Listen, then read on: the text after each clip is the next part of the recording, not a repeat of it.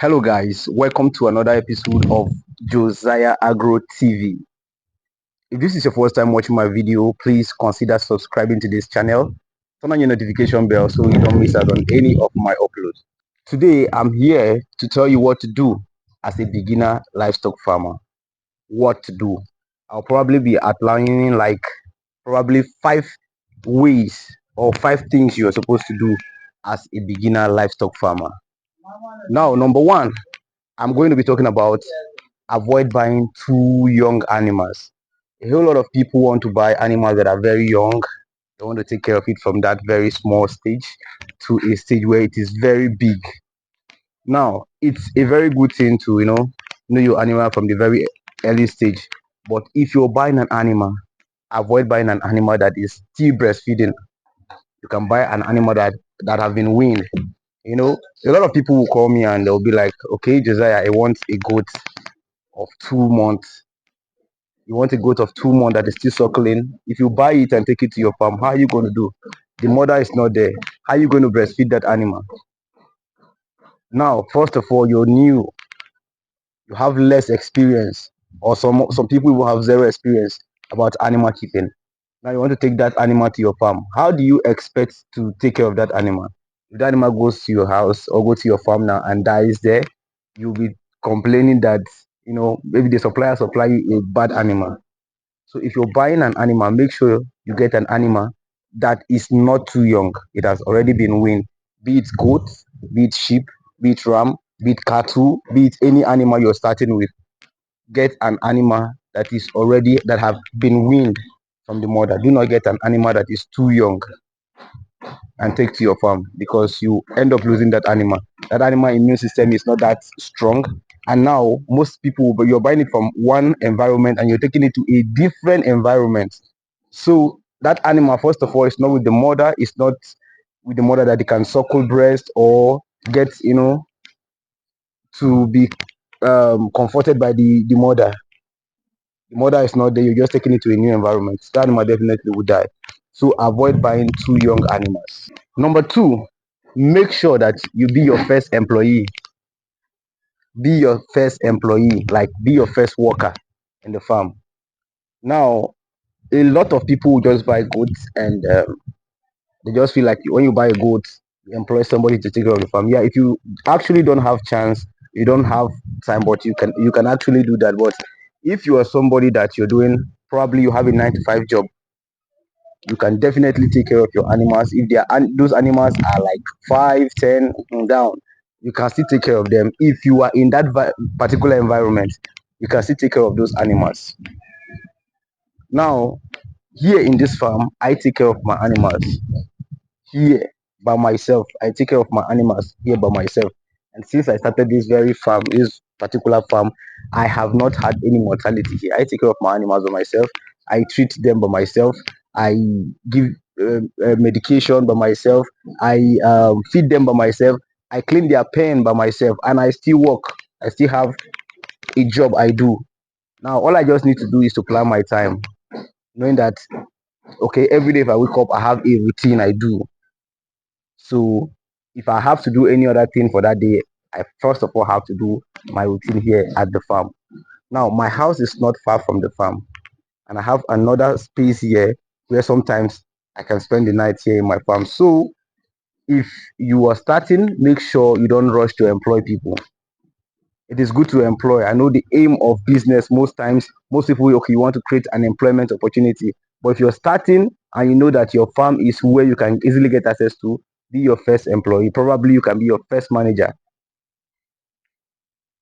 You understand? And it is even advisable to start small. Test run what you want to do. Test run the farming thing to see if you can actually cope. Then you can scale up. Don't just rush to buy a lot of animals into your farm. Don't just rush to buy animals. Start small first. If you see that okay, you're succeeding, then you can add up. That is how you can know your capacity. You can know the capacity of animals you can handle. You have to start gradually, then scale up. Number three, prepare for challenges. Prepare for challenges. Now, in your farm, don't think everything is going to be rosy as a beginner. Just get your mind prepared for challenges, because If you're not prepared for challenges, once those challenges come, you definitely will be fed up. You might even close up the farm and say you're not doing again. You have to prepare for challenges. Those challenges are meant to make you stronger. Every great farmer you see today have had their challenges. Every great farmer you see today have had mortalities in their farm. Now, what you do is, how am I going to avoid this mortality?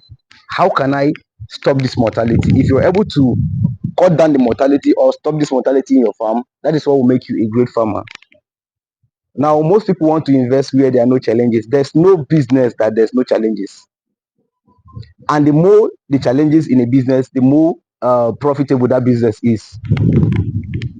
Any business people are running away from that they can't do it, it is too difficult. If you are able to, you know, focus on that business, know what to do in that business, and able to succeed in that business, you will do better than a whole lot of people. So that is how it is. A lot of people will come to livestock and they will run away saying that livestock is not profitable. Why? You're not ready to learn. First of all, in livestock, you have to learn. You will learn. Even before you start, you learn. And even in the livestock journey, you still keep learning a lot on a daily basis. So agriculture is science. So it has to do with experiments. It has to do with experiment. Somebody might tell you something that might be working, and you, when you are in that field, you discover that, okay, what if I do something like this? Won't it be better? If you try it, you discover that sometimes you get your own different result, and you begin to do that style. So that is it. So you have to prepare for challenges. You have to prepare for mortalities in your farm, and you have to prepare on how to, you know, prevent those mortalities in your farm. Number four, number four, learn about medication. You have to learn about medication and also prepare for their feed before they come. Whether you are in the rural area or in the urban area, you have to prepare for feed. You don't bring your animal before you start preparing for the feed. No, these animals eat on a daily basis. They eat all the time. So before you bring in your animals, you have to make sure that there is feed. You have to make sure there is feed available for them. If you are in the urban area, you have to buy your feed. You have to gather your feed before you bring in your animal. If you're in the rural area, probably if you have a space, you can plant your grasses, plant what you use to feed your animals before bringing them in. Also, you have to learn about medication. This one is going to make you to be outstanding. If you know about the medication, it will help you a lot. So you don't have to call vets all the time. You don't have to call a veterinary doctor all the time. If you learn about medication, but please, by learning how to give injection, don't just go and buy injection. Ask name of drugs and start injecting your animals. You might incur injury on those animals. You might even make your animals, you might cause harm to your animals. So make sure that if you want to learn how to inject, make sure that you get a mentor that will supervise you. Or if you have a good vet in your side that is willing to teach you, probably meet that person so that the person will teach you on how to give medication. Don't just try by yourself. My last point is get a mentor. As a beginner farmer, you need a mentor. You need a mentor. That if something happens in your farm, you can easily call and tell the person, please look at something that is happening like this. What can I do? Probably anything that is happening in your farm, if you have a mentor that have a farm, that thing definitely have happened in his or her farm before. So if you get a mentor, you can be calling that person to ask, okay, my animals are feeling like this. What can I do? My animals are not eating well. What can I do? My animals are losing weight. What can I do? You can ask your mentor, and he will be able to put you through in any way you want to go. Have a good mentor that will teach you a lot of things about livestock farming. Thank you guys. I just want to share this little information with you. If you watch this video to this extent, make sure you subscribe to this YouTube channel, turn on your notification bell, and like this video. Drop your comment on the comment section what you feel about this video. See you in the next episode. Bye bye.